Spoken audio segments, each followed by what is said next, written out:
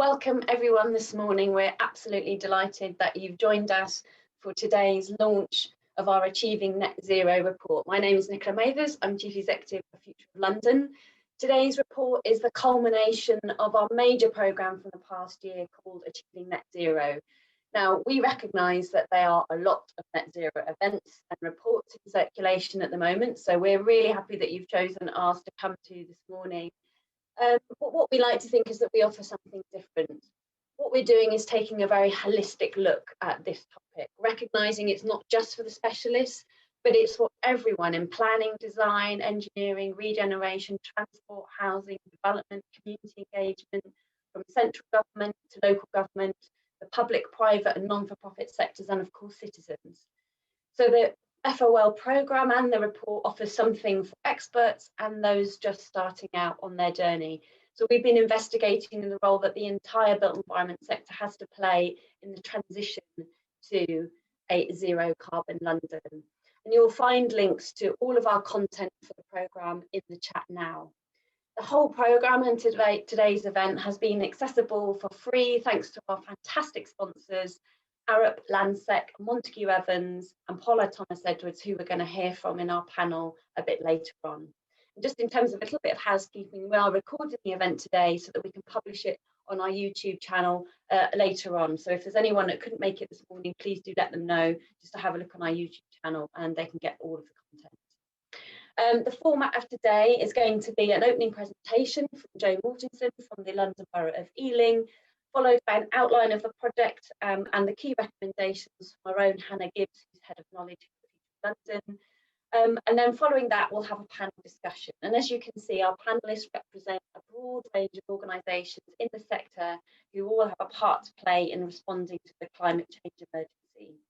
So joining Jo, we have Thomas Bender, who is Senior Heritage Advisor at Montague Evans, Julia Correa, Regional Director South at Living Streets, Tom Dollard, Head of Sustainable Design, Apollo Thomas Edwards Architects, Alexia Laird, Sustainable Design Executive at Landsec, and Esme Stallard, Climate Change and Cities Consultant at Arup. We want this to be a really interactive session. That's really important. We want to make sure that you get the most out of the next hour and a half or so that we have together. So you can do that in 3 ways. There's the chat function at the bottom. Please do now introduce yourselves, say hello, don't be shy, put down your name and the organisation you work for, and at any time in the presentations, share links, share projects that you're working on, your reflections, your insights. We really do want to make sure that we can benefit as much as possible, not from just the panellists, but obviously the expertise that we have in the audience. We've got a session at the end for Q&A, so please put in your questions for the panel in the Q&A function at the bottom of your screen. If you want us to credit your question, then please do make sure that you include your name and ideally your organisation as well, so that we can give you a shout out. And then finally, if you're on social media, then join us using the hashtag #NetZeroLDN. But before we get to the panel discussion, I'm really delighted to introduce Jo Mortenson. Jo is the Climate Action Programme Manager at the London Borough of Ealing and has recently been working with the council on their climate and ecological emergency strategy. So she has lots to share with us in terms of creating a culture of leadership, accountability and action. And we're especially pleased to welcome Jo, as she's a Future of London alumni, having been on our Future London Leaders course back in 2015. I really look forward to hearing what Jo has to say and the rest of the panel. After Jo, you're going to be in the capable hands of my colleague Hannah. So I hope you really enjoy the event, and it's over to you, Jo. Thank you so much, and thank you for having me here today to share my perspective on the landscape that we all find ourselves in and the opportunities that are within reach for us as policymakers, as built environment professionals, as individuals and communities. When I came through the Future of London Leaders course in 2014-15, I think I was the only sustainability professional that was on the course by name. And certainly the job that I was doing was the most sort of integrated sustainability work. And even though that wasn't long ago, it also marked a turning point for the global community. And that's not because anyone recognized that a sustainability professional was on a leadership course in London, of course, but it was a time when I felt like everyone woke up to the urgency of action that was required to right the decades of us living beyond our planetary boundaries. So you'll recall back to 2015 when there was the monumental agreement signed in Paris that set the stage for powerful shifts at an international government level. And it really helped to shape the government response to climate change and the need for climate action. And then soon after that, in 2018, we had the IPCC report, which really punctuated the urgency side of climate action. And it seems to have spoken a language that we could finally all begin to understand. And from that point, we started to see a cascade of climate emergency declarations from councils, not only in the UK, but across the globe. But in the UK, we've had now 480 councils that have declared climate and ecological emergencies. We have in Ealing, which is where I lead the climate action team. And we've chosen to declare both a climate and ecological emergency, making the distinction that it's a pair of twin emergencies so that we don't lose sight of the tremendously important role that the natural environment has in bringing us back into some sort of balance with the planet. So now we have governments paying attention, we have policies being crafted, and we have willing partners across all sectors, public, private, and charitable. But the question is, have we set the pace that will be needed that will allow us to get to that zero carbon target and on the 10 or the 20 or the 30-year horizon? So as a local authority, we have taken the challenge personally. The idea of getting our own house in order is a common one. And as many have, we're embarking on this journey by using what we can control and what we can influence in order to shape a new future. And the first challenge that this brings to our doorstep, of course, alive for everyone, is how we will fund this. We often have said in local authorities that the austerity era was an unprecedented era for local authorities in terms of budgetary pressures. But after the year that we've just had, I fear that even a new hurdle has been erected for us. But there's an opportunity, even in that challenge, for us to use our recovery from this pandemic to turn a new page. In a sense, we have a fresh start to work from. And innovation will be very welcome at this table. And we have really well-timed resources at our fingertips, such as the Donut Economics book that was published just a few years ago.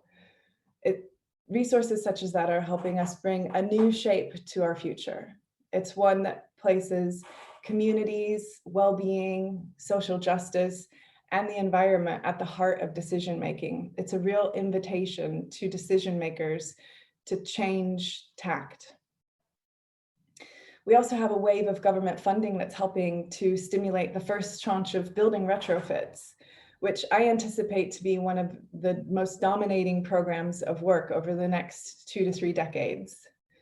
And perhaps most importantly, we have communities that have been engaged over the past year like we haven't seen for decades. And they're willing to help one another, they're willing to grow vegetable gardens, and they're willing to choose bicycles for the local journeys. So all of these behaviors have really started to bloom over the last year. And each of these tools and circumstances really create the right setting for something truly transformative to take place. And now it's down to each of us on this webinar to make good on that opportunity. Now, each of us will have varying levels of knowledge to bring to the table and influence to our organizations. But the time has never been more right to sculpt business cases that really take account of things like life cycle costs and co-benefits of addressing the climate emergency, and also the reputational gains from leading on this issue. The solutions in front of us are also not just siloed into little boxes of various professions, but instead there's the invitation to integrate across sectors like we've never done before. We're having partnerships forged between the technology sector, design, landscape architecture, and really importantly, the community engagement professionals. And we are being invited to work more collaboratively than we've ever ventured to before to meet our commitments to a zero carbon future. In Ealing, we recently compiled our green print for recovery. And this is our plan, which prioritizes recovery efforts that benefit climate action, our residents, our businesses, and our places, our neighborhoods. We plan to use the recovery as an opportunity to focus our policies and our investments to create a green economy in Ealing that will engender a more sustainable recovery and renewal of the borough and make it more resilient to the future shocks that we know are coming. Recent research from the Local Government Association indicates that the scale of the opportunity for job growth in the low carbon and renewable energy sector could be as many as 700,000 jobs created in the UK by 2030. And that's amazing. That would be an amazing sector to be able to be a part of and to capture in our local areas and bring those benefits to our communities. And that's really what we're hoping our green print will do, is to help us make best use of this pandemic, which has obviously been a horrifying experience for many of us, but to try and make some good out of it.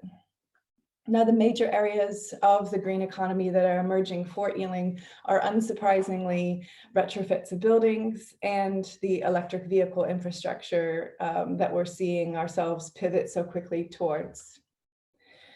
The Greening Great Britain report from the Center for Alternative Technology gives us a target in terms of helping us obtain our net zero ambitions. And they suggest that we need to see energy demand from buildings to decrease by 50% while at the same time decarbonizing heat systems. And we know that we already have the technologies possible to make this happen, but now we need to teach the new skills that are required to deliver this. And we also have a mammoth job of inviting homeowners and landlords to make decisions to take action on their own homes and their own corporate estates.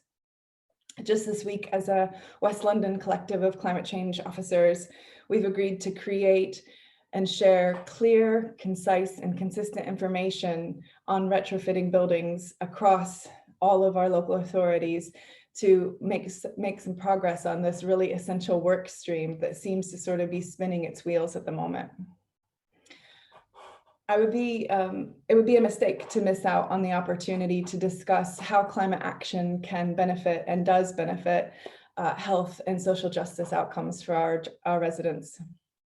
Reducing fossil fuel powered vehicles and site machinery required for construction improves air quality within our communities, where often communities of color are disproportionately impacted. Addressing poor energy performance in homes can also reduce hospital emissions and provide comfort to our residents. And it also helps to dismantle the anxiety and mental health pressures of choosing whether or not you heat your home or feed your family. And these aren't just stories from a faraway place of deprivation. We have an estimated 14,000 residents living in fuel poverty in Ealing alone. So as I said earlier, we've chosen to join the climate and the ecological emergencies together in our approach. And we're very fortunate to have really beautiful green spaces in the borough. I invite you all to come and become familiar once we're allowed to leave our local areas. And we have a really progressive park service who are managing these spaces to enhance biodiversity, create carbon storage, offer flood protection, and create communities that really care for the spaces. And we're more aware than ever of what a precious resource and what a quiet beast of a worker that nature is. We can all close our eyes and think of a place that isn't just simply landscaped, but has some sort of texture, some sort of invitation that nature has offered us to become, to really have a human and a deep experience in a place. And I think we're all longing for that kind of connection now. And our residents are most definitely longing for that connection to each other and to nature. We've recently begun in Ealing to piece together a climate action hub. And we've done this because we recognize that there are so many pathways into climate action, into a positive climate future. And we have a really rich tapestry of commitment across our community already. And the best role for us to play at this moment is to amplify those messages and to make connections across the really amazing work that's being done in our communities. We have communities that are committed to rescuing food and getting it into the hands and mouths of people that need it right now in particular. We have literally troops of litter pickers that are descending on our green spaces and waterways every weekend to make sure that they're cleared of rubbish and that those bits and pieces of litter don't make their way into the waterways and oceans. And we've also got a great community energy group that's been working and has recently completed the installation of their 13th solar panel system on one of our schools. So we've now got 13 schools that have been fully, completely fundraised by the community and implemented this renewable energy source for our schools.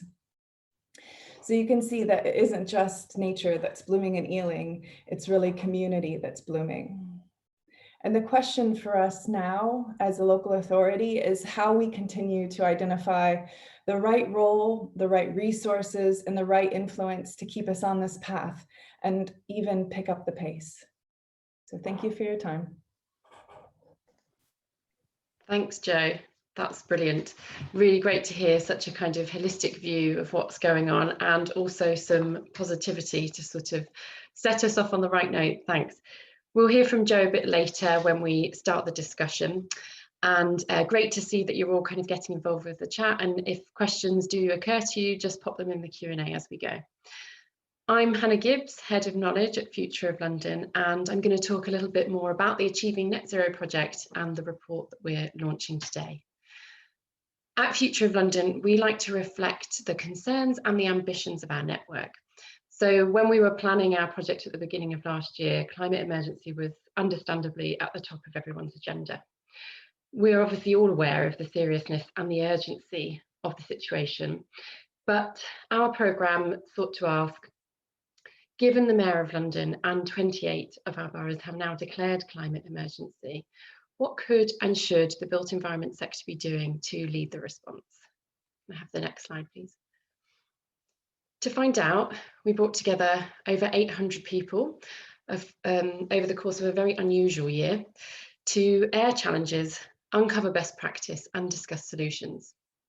We held traditional interviews as well as a series of webinars, and we had a digital conference week in October of last year.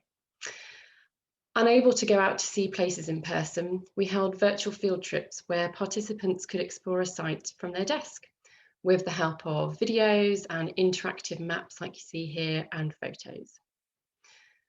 The report we're launching today brings all of this together under a series of 4 key themes and provides urban practitioners with a series of best practice case studies and some really practical recommendations which are aimed at the GLA, local authorities, housing associations, developers, designers, the not-for-profit sector, and industry bodies such as the RTPI and REBA. I'm going to talk about these 4 key themes of the report and just reflect on one recommendation from each that I hope will help you all in your net zero ambitions. Next slide, please. So the first is around understanding net zero and the challenges and opportunities it poses. It's clear from our research that the sector lacks a shared understanding and ambition when it comes to net zero. So we really need to make sure that we all agree what we mean and that we collect and share as much data as possible to build the evidence base. But we've also heard that London's on the front foot when it comes to net zero, which is really encouraging and I think something to celebrate. It's an opportunity for us to use that as a catalyst to push each other and to achieve more going beyond net zero. Together, we should lobby for higher standards in legislation, such as abolishing the 20% rate of VAT on retrofit. By pushing each other, we can drive the agenda forward and provide inspiration for others. And with the UK hosting the UN Climate Change Conference later this year, the world will be watching us. So let's make sure we lead by example. Next slide, please. One thing that the pandemic has taught us is that behaviour change is possible within a short space of time. So let's use this to act now to embed net zero and sustainability objectives within our organisations. Our research tells us that one really good way to do this is to establish and nurture organisational champions who can lead by example and inspire those we work with. And the really great thing about this recommendation is we all have a role to play. In the report, we suggest making sustainability a HR issue. So putting it on everyone's job description, putting it in every meeting agenda and making it part of staff training. And these things might feel a bit clunky at first, but this is how we'll ensure that nobody gets away with a business as usual approach. Moving on to empowering communities. Have the next slide, please. We had some really great examples during our project of people meaningfully and collaboratively working with communities, from Haringey up to Dunbartonshire in Scotland, and we've got some examples in our report. We know that our most vulnerable groups are likely to be most profoundly affected by the impacts of climate change, so a targeted approach is critical. Now, we all know there's no perfect or best way to engage with communities when it comes to climate strategies and action plans, because each community is going to be different and starting from a different place. However, in the report, we recommend a co-production and co-design approach, working as equals with those we engage with to make the most out of net zero initiatives. And we also suggest collaborating with the voluntary sector who have those existing links, working with community groups to mobilise existing networks. Next slide, please. Finally, we acknowledge the challenging circumstances of doing all of this during a pandemic, but as Joe's mentioned, recovery from COVID also offers an opportunity. We can do things differently and focus on a green and just recovery. Lots of us in the sector will have been closely following the Chancellor's budget announcement yesterday, and in particular the inclusion of support for green projects through a green recovery bond and the new green remit of the Bank of England. But regardless of political decisions, we should be moving quickly in this direction ourselves. As one reporter put it this week, all those silver linings will rapidly disappear unless we start doing things very differently. It would be wrong to see net zero as purely an environmental issue. Now's an opportunity to break down silo working and come together to discuss the multidisciplinary benefits that achieving net zero can promote. The built environment sector really is uniquely placed to help bring different disciplines together within projects to improve things like health, as well as other structural inequalities in our society. And today really is a chance for us to discuss how we all do that. So I hope that's given you a good introduction to the Achieving Net Zero report and given you a bit of a flavour for the kinds of things you can find within it. I'd now like to invite all of our panel to join us so that we can hear their perspectives and start to kind of flesh out some of these key themes. So what I'm going to do is ask each of our panel members for a short reflection on the report based on their expertise and where they're coming from. And then we'll get to your questions. So, you know, do pop some in as they occur to you, and we'll try and get through as many of them as possible. I think we've got all of our panel here, so that's great. I'm going to start with you, Tom Dollard. Tom is a chartered architect. He specialises in low energy schools, housing and master planning, and he's been involved with us throughout the Achieving Net Zero programme. So if you've been following, you may have seen his face before. Tom, what's the importance of creating strategies and roadmaps when it comes to working towards net zero? Thanks, Hannah. Yeah, that was probably the key question we started off with a year and a half ago when we looked into this, started this program. I think it's absolutely essential for architects and developers and practitioners to know and to have a clear definition and roadmap to work to, especially in large developments. And one of our case studies showed that New Garden Quarter showed that if you're working on a development over 10, sometimes even 20 years, you need that roadmap. You need to know where you're going to end up in terms of carbon, in terms of life cycle assessments, all the rest. So we do now have a series of definitions. We have the GLA's definition, we have a New London plan that sets out what zero carbon is. And then, crucially, it includes life cycle assessments now, so embodied carbon, and it also includes the be seen element, which is that sharing your information, sharing your data with others. And we have the more aspirational LETI and UK Green Building Council definition that includes embodied carbon and is this whole life carbon, so operational and embodied together, calculated over 60 years. And I think in the programme we discussed how relevant that was for the climate emergency and for boroughs looking at 2030 targets. And I think from a practitioner's point of view, I started to think, certainly in our practice, we started to think far more seriously about life cycle assessments, possibly doing them over 10 years rather than 60, which is the standard. And really starting to focus on how we can reuse existing buildings, repurpose existing buildings, not necessarily go to the default, which is new build. And then I guess the final takeaway I got from it, tips for practitioners, is if you do need to do new build, we do need new homes, new schools, new buildings and places, then really they have to be the best performing. They have to be aiming for passive house plus a low embodied carbon as much as possible. And really the final thing is to monitor it and make sure you know as a development team and as an organization how well those homes and places are performing. So yeah. Thank you. That's great, thanks. And I think as well, there's something about having a roadmap with sort of points within it that you're trying to achieve that allows you to celebrate those wins as you go, because that's what's going to kind of keep us going, right, in this really long-term agenda. Okay, I'm going to move on to Esme. Esme is a climate action practitioner, largely working on public sector climate action plans. So Esme, you've done lots of work with local authorities, particularly in Surrey, which is something we cover in the report, to secure behaviour change. What was the most effective approach from your work in changing habits or the way things are done? Yeah, it's a great question and it's great to be here. Thanks, Hannah. I think the COVID-19 crisis and our response can actually lend us some valuable lessons as to how we achieve systematic behaviour change. And that ultimately is when kind of sustainability becomes second nature within our organisations.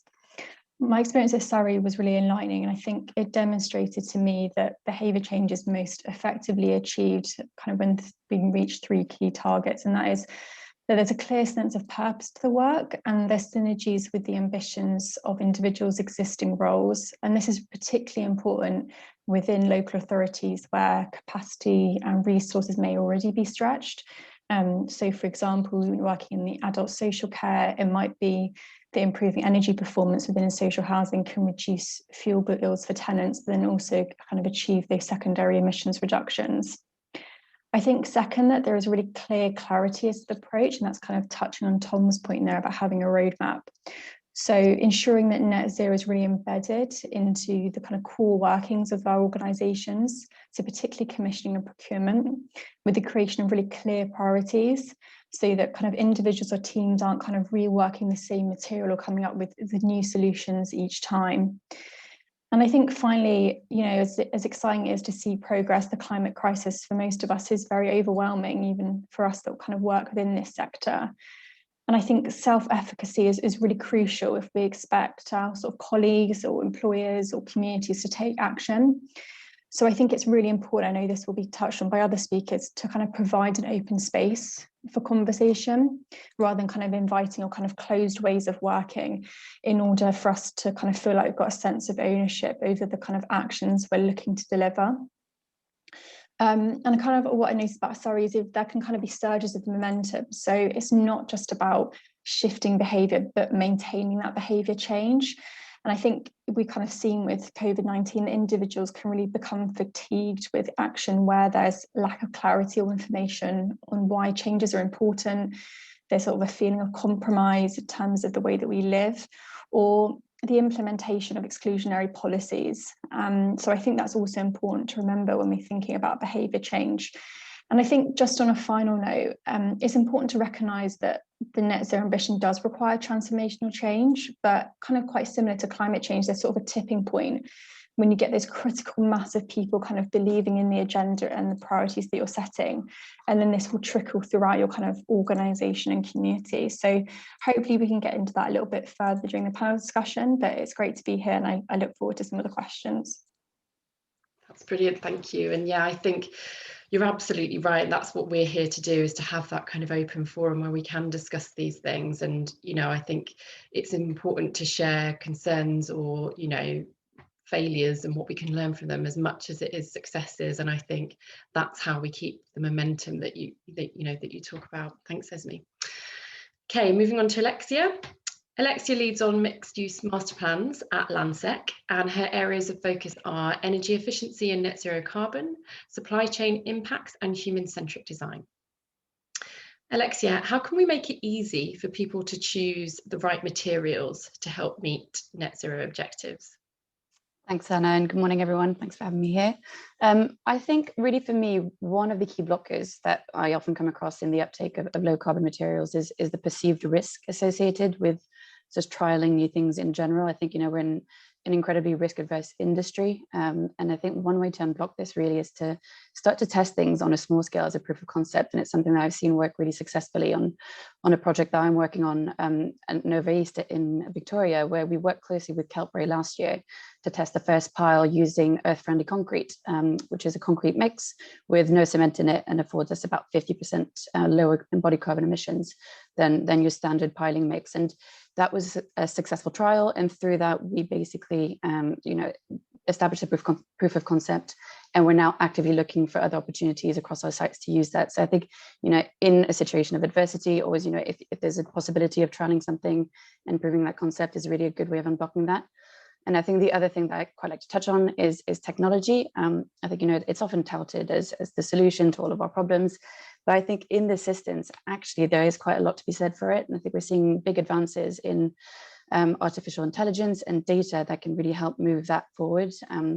I've been working recently with some incredibly kind of clever and forward-thinking design teams, especially when it comes to the structural engineering firms who have developed in-house tools that model embodied carbon from really early design stages.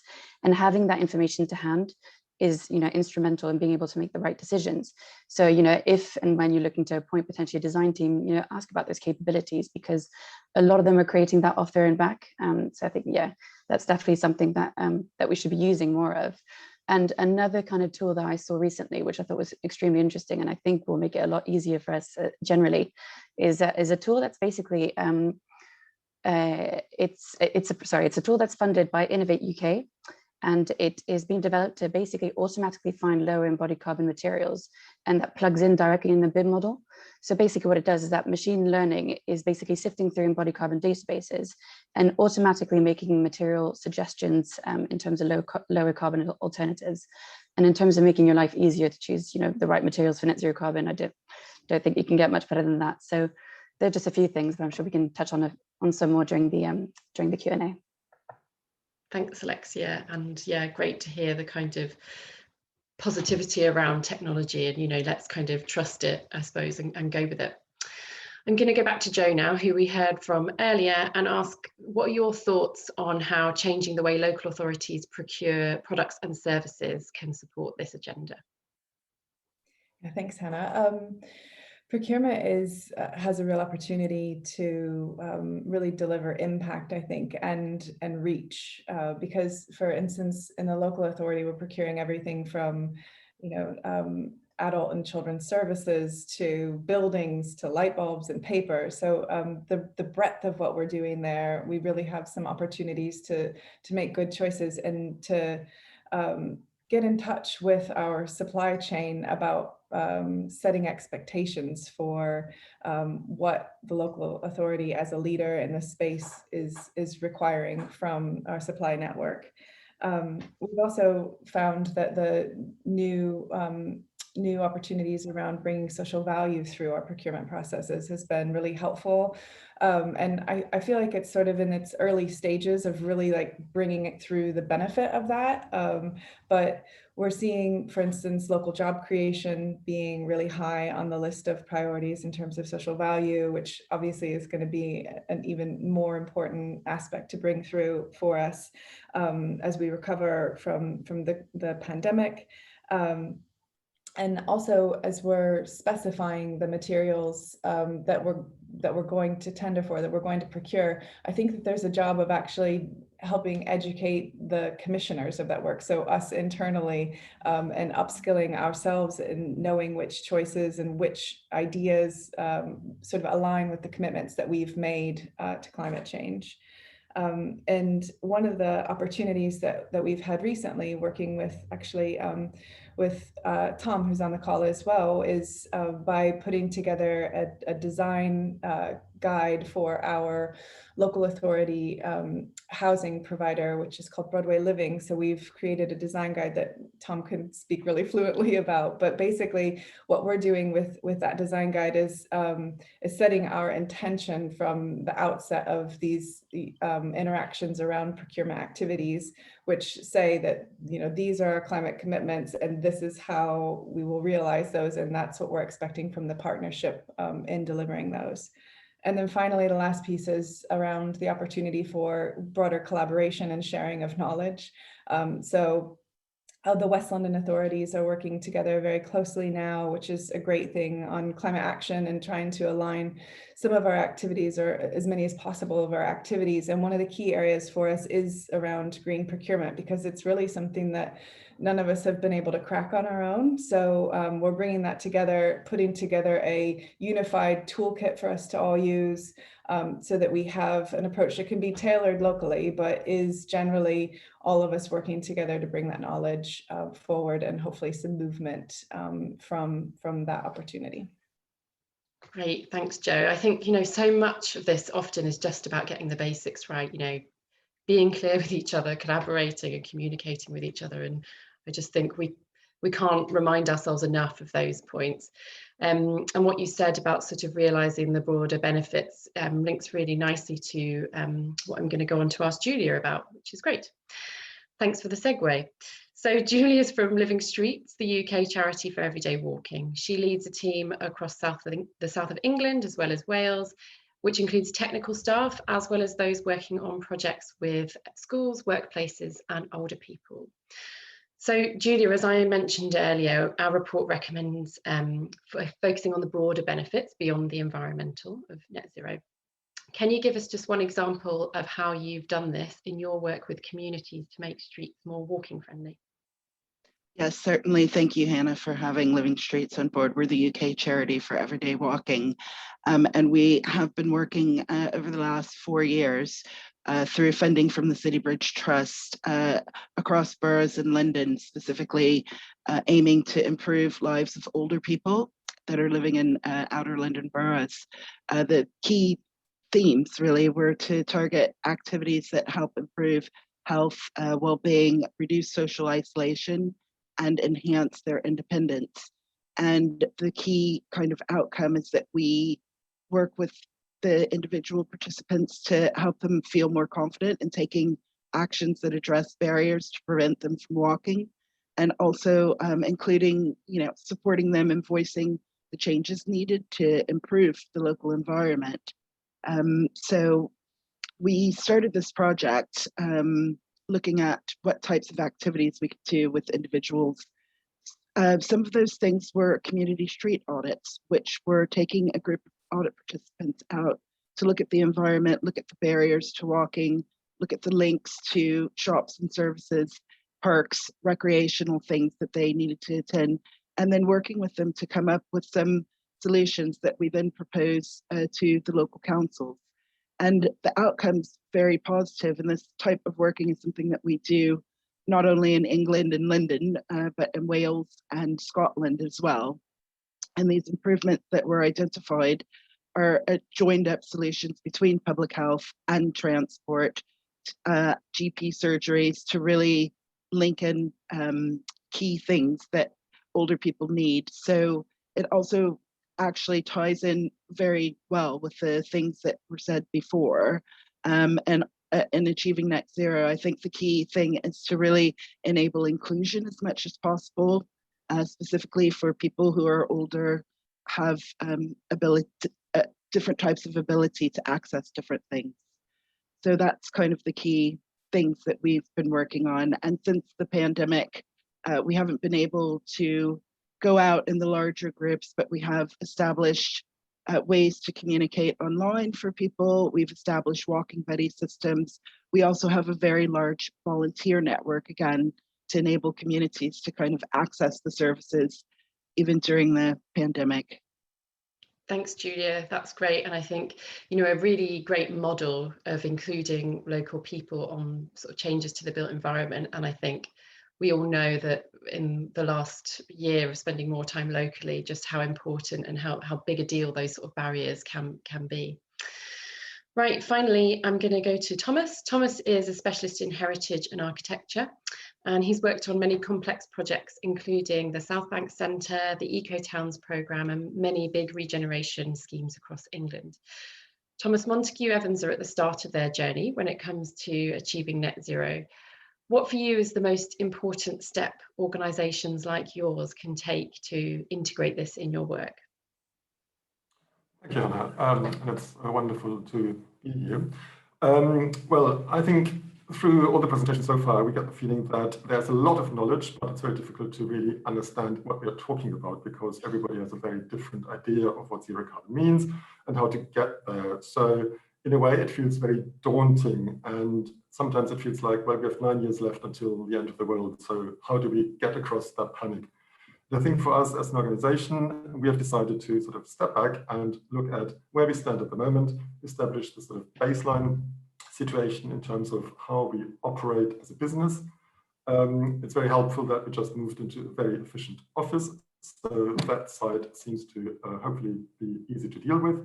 But then, of course, we also have procurement, suppliers, and all the other things that we need to get in place. But then I think the really difficult challenge for organizations like ours is how to engage with clients. As a property consultancy, we offer all services from building management to planning advice. And of course, there are all sorts of different aspects attached to that in relation to zero carbon, development, value, viability, all these things. And how can we advise our clients to achieve the best outcome, the best value, not only for them, but also for the communities. So again, how do we do that? We will establish a baseline and then, similar to what Tom said, establish a roadmap to help us understand how can we get there and take our clients with us. Thank you. Well, thank you. And yeah, I think this thing about establishing where you're at and, you know, taking that step back and taking the time to do that is really important. Like I said before, I think gives people an opportunity to celebrate when you do have a win, which in such a long-term thing you have to do to keep you going. Brilliant. Thanks everybody for those sort of opening comments, and we're now going to get to some questions from our wonderful audience. So I'm going to start with a question from Michael Marriott, and I'm going to go to Joe first of all with this one, and I'm sure others will want to chip in. Does the panel have any views on the different carrot and stick mechanisms to encourage and incentivize net zero developments? And how can local authorities support these? And I think it'd be good as well to think not just about developments in this instance, but what we're doing to incentivize net zero approaches as well as kind of physical development. Yeah. Go ahead, Joe. Sure. So as many of you will be familiar in the development community in London, the London plan sets out a net zero ambition for homes. And so we've had a really good sort of policy structure in place, which gives us the stick, which was kind of a small stick for a while. is sort of growing in size, which I think is a good thing. And I think we've also been sort of buoyed by information that was published, I believe it was just last year, maybe at the end of 2019 by LETI, which is a group that was referenced earlier, on what the industry is really saying and what the professionals are saying about the opportunity here. And so there is a tension, especially between local authority and planning applicants about what we're asking them to provide through our planning applications and what the industry is actually able to provide. So the LETI document was really good because it gave us some insight to kind of affirm the view that we actually can go a lot further and we actually can be demanding this and standing rather firmly on this commitment to net zero developments, which was really instilled a lot of confidence in us. How about that? And since then, the London plan has been revised, so there's now an even stronger sort of incentive, financial, I guess it would be a penalty to the development community for not reaching that net zero, that ambition. So I think we'll see that even becoming more strong in the years to come. We've had further studies done to say that even this new price, which is £95 per ton of carbon, isn't far enough. And I can definitely say that from the perspective of being on the receiving end of that fund, to actually take that £95 for that ton of carbon and turn it into a project that saves carbon, it certainly isn't enough. So that's not, the economics of that don't work either. So, and we certainly don't want more money to do those carbon offsetting projects. We actually just want better buildings out of it. So hopefully that instrumentation is sort of becoming fine-tuned over time. And it was a good place to start. I think it was in 2017 when that regulation came in. But what we're seeing actually is, and again, maybe this is about the climate emergency declaration sort of wave coming through, but we're definitely seeing the willingness on both sides of the table to be there. So it's about, everyone sort of has a lot more knowledge about this. And like I said, the skills from the development community seem to be, the design community seem to be there, seem to be rising to this challenge, and they seem to be wanting to make sure that their legacy is also, at a standard that they can be proud of. So I hope that goes some way in answering that question, but potentially some other panelists have some ideas on that one as well. Yeah, does anybody else want to come in? Go ahead, Tom, and then I'll go to you. I think what developers and development teams want is a level playing field. They want to have consistency across their developments. I think as long as that happens, then you can bring that into your viability assessments early on, and you can make it work. I mean, when you cost out these measures that we're looking at, they're not absolutely blowing the budget. We're talking about, if you apply passive house on a new development, could be between 5 and 10% extra, plus renewables needed, plus the possible monitoring measures you might want to do. So it's maybe 10%, 15% construction costs, which on the whole viability can be dealt with if you know about it. And the problem comes when you're competing on different levels and one development team assumes different rules or at different times, and then you pay too much for the land, and then these things don't happen. So I think that's where the roadmap comes in. And I completely agree with the price of carbon being too low at the moment as well. Yeah, and I think as well that we're in the situation where all of these things are evolving all the time, and so it's one thing, being under different illusions between different people, but it's also another thing about keeping up to date with the constantly changing landscape. And I think again that comes down to communication. Julia, did you want to add anything? Yes, I just wanted to say there's quite a bit of data out there to actually help get these things over the line. When we're looking at kind of whole place initiatives, you know, and working with local authorities, kind of the key actions around workplaces and schools are to reduce traffic congestion, and which will help reduce carbon emissions. So I think really embracing the active travel and other sustainable methods of traveling around can really help. And that's the work that Living Streets is doing along with the local authorities and a number of other consortium partners. And we do have a body of evidence from work that's been done over the last 3 years through Access Fund and going forward through the local walking and cycling implementation plans, to really look at the kind of economic benefits of improving infrastructure to reduce all of the disparities that we see. Thanks, Julia. I've got a question here from L. Percy. Sorry, we don't have your first name, but they ask, how are you engaging with the grassroots to educate on net zero? Esme, I wonder if you have any comments on that from the work that you did in Surrey, and then I'm sure Julia might have thoughts as well. Yeah, of course. I think there's probably two elements to separate that. In terms of grassroots organisations, I think it won't come as a surprise to anyone who works in local authorities that there are a lot of active people working in this space in the community, and we shouldn't think that we are kind of the holders of all knowledge and should be educating them, because they can certainly educate us a lot. In terms of kind of the work we did at Surrey, I guess we were kind of really keen to move away from a traditional consultation approach. So, you know, typically you kind of prepare a draft document and then it kind of goes through an equalities impact assessment and consultation. But with something like climate change strategies or action plans, you know, as I mentioned, it requires kind of systematic behaviour change. So as a result of that, you really need communities, whether that's kind of groups, individuals, households, inputting into the strategy as it's developed. So some of the things that we kind of developed there was, I mean, obviously it was during COVID, but, you know, citizens assemblies, whether that's online or in a resident panel, that can be, you know, anonymous. There's varying scales, so don't feel like you have to be running, you know, kind of a grand system. It can be done quite easily. Also doing schools workshops.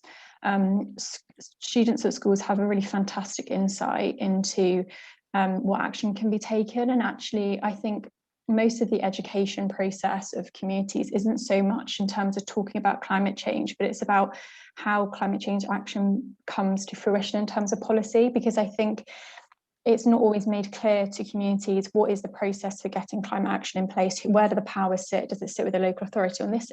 In turn, does it sit with the national authority? And I think that's sometimes where the frustration comes from communities, because they'll be asking us one thing and sometimes a local authority has its hands tied.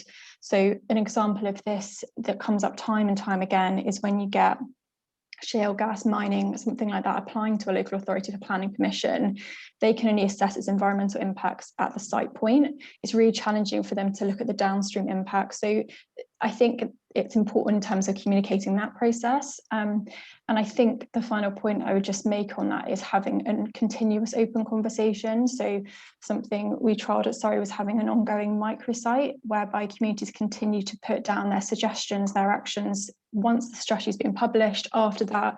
So we're continuing to kind of learn from each other. So I wouldn't say grassroots organisations shouldn't be seen as kind of the enemy, or they should be welcomed into that space, and we should kind of really kind of be proud and invite that open dialogue.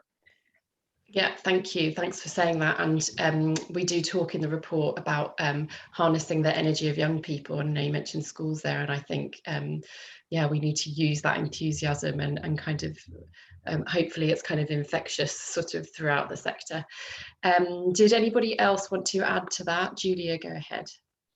Thank you, Esme. That was really insightful, and we echo the kind of harnessing children and their enthusiasm. So we have been working with children. We have a number of, because we're a campaigning organisation as well, we have a number of toolkits available for parents and children to do local activities around air quality, around road safety, around all of the things that, you know, can affect the net zero impact. But we also work very much with local groups. And we have a very large local group network across London who've been campaigning on crossings and active travel neighborhoods, school streets, things that are really particularly important to them. In Bristol, our local group has been working to improve local walking routes, and in Edinburgh, they have produced a whole video around cutting clutter and really improving, really, emphasizing the need for accessibility for people to get around. So again, it can happen on lots of different levels. I think the key thing is to provide the tools and the places for people to be able to have those voices elevated. So I think that's great. And with the advent of the Access Fund, with the Active Travel Fund, Emergency Active Travel Funds, platforms like Commonplace, or the things that have been developed on local authority websites to comment on, it's quite an important achievement, really, in a very short space of time. And we hope that type of work continues. Yeah, and we know obviously that there's been an awful lot of controversy around the low traffic neighbourhoods, but I think on a positive side, it's got people talking about their streets and the environments around them, and maybe we can sort of use that positively. Right, I'm going to pose a question to Alexia now about materials. We've got a question from Graham Cotton, who says, what sort of offsetting should developers employ where they persist in using high carbon materials such as cement and steel? Yeah, again, it's kind of, it's an interesting question, because at the end of the day, in an ideal world, we wouldn't need offsetting. We would be doing everything possible to reduce the amount of embodied carbon or of carbon that we're using on our sites to a level that, offsetting wouldn't be required. But unfortunately, we are a developer, we need to build things out of materials. And so there's always going to be a portion of offsetting required. And again, one of the things that we always make clear within our brief is that it has to be the very last resort. All other options have to have been explored. And then once we get to that point of looking at offsets, I think it's really, there's a number of different offsetting options out there. And I think it's really, as a business or as an organization, understanding what works best for you, is it afforestation, is it conservation projects, is it actually kind of more renewable energy projects? There's a number of different offsetting kind of avenues that you can go down. For, Landsec, we've kind of tended to prioritize conservation projects or reforestation, just because it's a very tangible way of demonstrating that that we're essentially taking out carbon out of the atmosphere. But again, I just want to reiterate the point and emphasize the point that we really shouldn't be focusing on the offsets. It's the earlier stages, the reducing the material need, looking at other materials, as you say, not always going down the cement and steel route. And then when we get to it, it's finding the right offsets that work for you. Great. Does anybody want to pick up on anything Alexia said? Okay, if not, I'll move on to another question from William Filmasanki. He's saying that new development is, of course, important. And I think this sort of follows on from what Alexia is saying, but surely the main challenge is to persuade millions of individual home and building owners to upgrade their buildings. And how do we persuade them, including ourselves, to do this? Thomas, I know that you've got lots of experience with heritage buildings and retrofitting, so maybe you'd like to give us your thoughts on that. Yeah, sure. I think there's a difference between proper heritage buildings, which are the listed buildings, which is such a very minute number of all the buildings we've got. And they really need very specialist advisors to work with the fabric to avoid that they actually, that the renovation projects cause more problems than they resolve in terms of humidity and all sorts of other things which lead to the decay of those buildings. But if you think of the standard post-war housing stock, there's certainly a lot that can be done. And that's where we come back to the carrot and stick situation, I guess, because when you realize that everything's getting more and more expensive, we make the calculations for ourselves and realize that just by spending a little bit on insulation somewhere, we can make quite some savings on the energy consumption. So it's a very easy calculation that we as homeowners have to do ourselves. There's very simple measures that can be very, very efficient. It's not too complicated. Sometimes it's enough to go to B&Q and buy some easy stuff. So I think there's a lot of education that needs to be done and reaching out to people and helping them understand how to get it sorted. There's loads of organizations out there who do that, and there's a lot of advice that people can get. And I guess then more the stick again, if government sort of enforces stronger rules. We have seen through the pandemic that it can help to have rules in place. We realized that, yeah, if you go out during lockdown, you may get a fine. So in a way, this could be also replicated for energy, zero carbon, and all the sustainability targets. Yeah, brilliant. And I think, you know, maybe if we all take away one thing, it's to try and encourage friends and family at the very least. Esme, do you want to respond? Yeah, can I just to pick up on kind of the point around the sort of education, I think there's probably two other main elephants in the room in terms of retrofitting residential homes. The first being the fact that, you know, we've seen the Green Homes Grant introduced and then potentially drawn back, and it doesn't come from a lack of interest from homeowners. It comes from the fact there is a kind of poorly designed implementation mechanism, and that it's not made clear where the power sits between local authorities and national authorities to roll out that scheme. If it was made clear local authorities, you have a role to play in engaging people and helping them kind of identify those measures, it would be more helpful. So particularly, you know, local authorities are really strong in understanding procurement, and they have a lot of knowledge there to share. So it could be that they kind of look at the existing housing they have in their borough or their county, and they say, okay, we've got sort of 3, 4, 5 clear sets of types of housing. We can package them up and we can help with procuring kind of batch retrofitting. That hasn't been made clear, the role of local authorities by national government. I think second of all, kind of swerving into the budget debate, I think the kind of announcement has made clear the government works really well when there is a clear stream of revenue. You know, we're talking kind of renewable energy, industrial development, where there's not a clear stream of revenue like there is with housing retrofit. They really struggle to get their heads around it. And there needs to be kind of a really clear discussion on how can we monetize benefits like carbon emissions, like well-being, like fuel poverty. And that just isn't being done. So it's not about educating homeowners, I don't think. I think it's having kind of a clear implementation mechanism. And that goes back to Tom's point about roadmaps. That needs to be included. Sorry, it's something I feel quite strongly about because it's just frustrating. It's such a big elephant that we just don't tackle. Yeah. No, that's great. Thank you, Esme. Lots of nods. Does anybody want to add their thoughts? Well, someone's put in the chat about VAT, and that's been on there's been lots of groups talking about levelling VAT. I think that would certainly be a very easy thing. Yeah. You have to convince Treasury of the value, so going back to Esme's point of the value of that, but I think it's clear that would be a very simple measure they could introduce to even up the decision at viability stage, whether you demolish a new build or look at refurbishment, which is always going to be harder and in many ways more expensive sometimes as well. Yeah, and that's something we kept hearing throughout this project. So it has kind of formed one of our recommendations. And I think, like you say, it's a tangible, obvious thing. So, you know, let's all lobby for it, really. Yeah. Okay, I've got a question that I think follows on quite nicely, and it's from Nicola Tilbury at Potter Raper, who asks, what work is being done with council members to explain the benefits versus cost impacts of implementing net zero in development?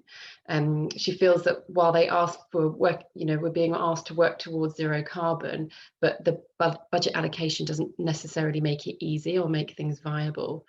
Alexia, do you have any thoughts on that? And anyone else, just make yourselves known. Yeah, I think, I mean, I can't speak on behalf of kind of the public sector really, but I think there's two ways to look at it. I think, you know, net zero carbon is always discussed as having a huge price tag associated with it. But I think if we flip that on its head, I think it's more about looking at the other side of the coin, which is actually poorly performing buildings are just not what you want to be occupying because they will cost you more. So I think there's almost like this brown penalty that we're starting to see, and especially from an investment point of view, where investors will look at your portfolio, and if you've got really poorly performing buildings, that will inherently kind of be fed back into basically your attractiveness as a portfolio to be invested into. So I think if you're having trouble with that conversation and making the case for net zero for kind of more efficient buildings, I think flip that on its head and say, well, actually, this is about the resilience of your company. This is about the resilience of your organization, and being, you know, making sure that your buildings will stand the proof of time, and not be subjected to this infamous kind of brown penalty that we are really starting to see, not only from our investors, but also really from our customers and our occupiers. Yeah, thank you. Julia? Yes, we launched last year a report called "Is Walking the Miracle Cure?" And one of the things that we have asked is to have transport valuation aligned with public health. And also, if that happened, then actually it would provide a wider public benefit in terms of improving public health and improving air quality and reducing carbon emissions. The other thing that we asked for, which is a wider ask, was that the government must set stricter air quality targets and try to adapt to quality standards, and then work through, through the Clean Air Coalition of charities to kind of champion that. So those are two things that we've asked for in that paper, which I think, aligns very nicely. Yeah, thank you. And I see my colleague Nicola's kindly put that up in the chat, so thanks for that. And I think what we're coming back to here is this point of better emphasising the cross benefits of net zero, and using that in our arguments with whatever decision maker it happens to be. It's not just about environment, it's about all sorts of different things, and we can, with this one thing, we can help you solve all of your problems. Anyone else want to make a comment there on? Yeah, go ahead, Joe. Just from the local authority perspective, and to pick up on the idea of educating councillors, maybe not to answer specifically what the question was, but just to say that I think that we're all on a bit of a journey with this one, and we really do need to mature the discussion and the attitudes around this. So we might, our councillors may still be kind of living in living in the past a little bit, and it's really our job to help them come along to these discussions. And so I know from our perspective, adopting a strategy, one of the first things we'll be doing this year is going out and offering, trainings on this package of ideas, and really showing how it needs to be woven into all of the areas that we influence as a local authority. So, and I know that there's loads of resources available to councillors at like the local government association level as well. So it is coming down, but it's potentially just coming down a bit slowly. And there's a job of us as citizens to be doing as well, to help provide that information up to our leadership, just as a voter. And they will listen to us, because they want to maintain their seat and their position of authority. So yeah, we all have a bit of a job to do for this one. Absolutely. Thanks for that call to action, Joe. Right, I'm going to ask one final question to each of you. I'm going to ask the same question to sort of finish up our discussion and go round one by one. And the question is, what's the one thing that you think would be the biggest catalyst for change in this agenda? And I'll give you a brief pause so that you can... I'll start with you, Esme, as you're at the top of my screen.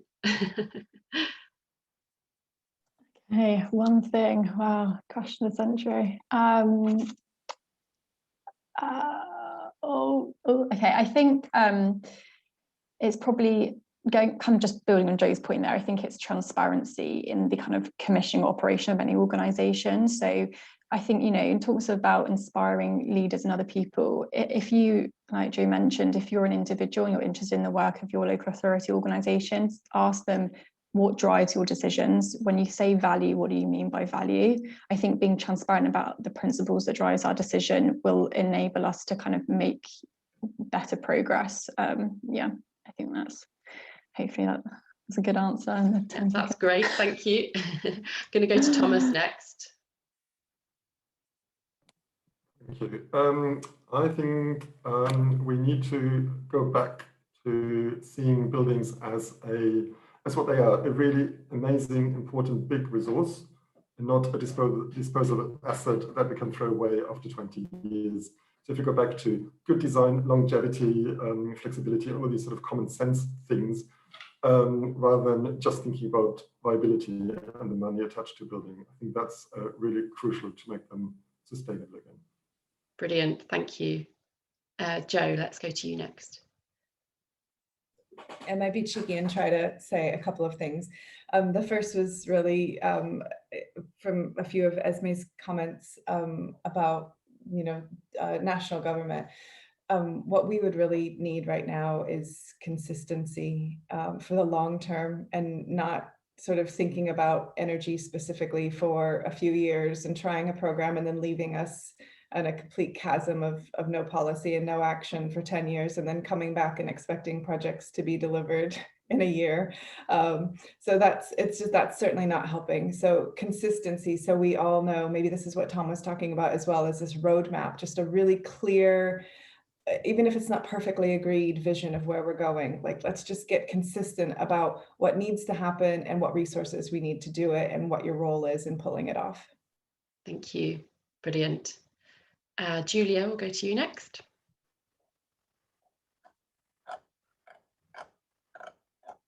Apologies. I think the key thing is probably us all continuing to work together and share best practice.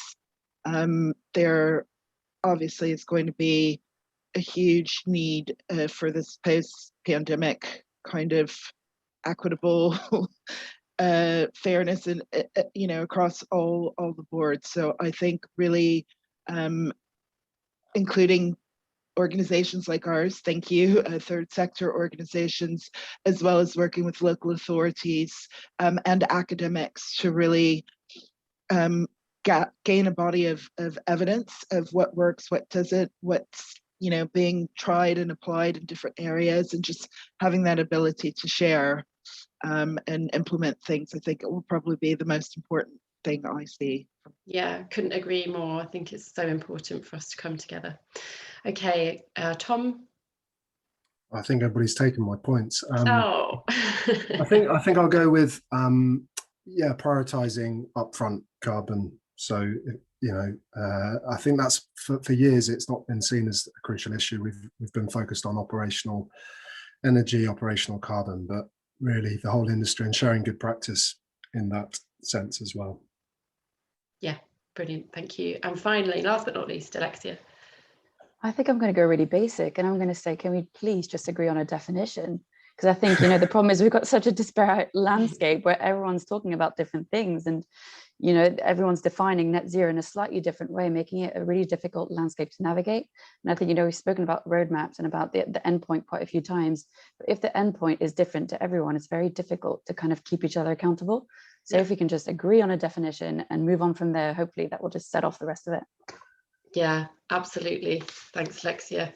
Thank you all so much. That's been really brilliant. And, what a great panel, considering this huge, wide-ranging topic. We've gone down from the tiny aspects of speaking to people and materials all the way up to grand strategies and the national budget. So I really appreciate that from the panel. Thanks to all the audience as well for your brilliant comments and questions. And I'm sorry that we haven't been able to get to all of them, but hopefully it's given you a flavour for the report that you can go and read a bit more once you download that. And hopefully it gets you excited as well about the challenge ahead. So just to sort of summarise some of the key themes, we had Joe giving us the comment that we can't lose sight of the importance of the natural world, and also I think giving us some positivity that the conditions are really ripe for transformation at the moment. Tom talked to us about the importance of understanding each other and creating a plan that will drive us forward in the long term. And we had Esme talking about sustainability becoming second nature. And I think, there's an awful lot in the report about how we kind of all have a role to play in that, and the importance of grassroots groups educating us. And I think, it's important that we're all listening as well as talking. Alexia encouraging us to be excited and encouraged by advances in technology, and Julia focusing on inclusion and understanding the barriers that all of our communities face in getting to the point we need to. And Thomas saying the importance of us being reflective, taking a step back, looking at our organisations and what we can do, and also I think a really key thing is just about promoting the resources that are available to individuals to sort of make changes happen in their personal lives. So we're going to be sending out the report to everybody who attended, and it can also be downloaded from our website with the link that you see here. When we do send that out, we're going to send a short feedback form, and we'd really appreciate your thoughts so we can make our events even better. I want to say a big thank you to the team at Future of London for this event, but also for the whole project and putting together all the hours of research and the report, and particularly to Anna and Sophie, who are both on maternity leave but have been absolutely instrumental. And I'm only getting the glory of launching the report. They did all the hard work, so thanks to Anna and Sophie, and all the rest of the team who are in the background, making sure the event runs smoothly.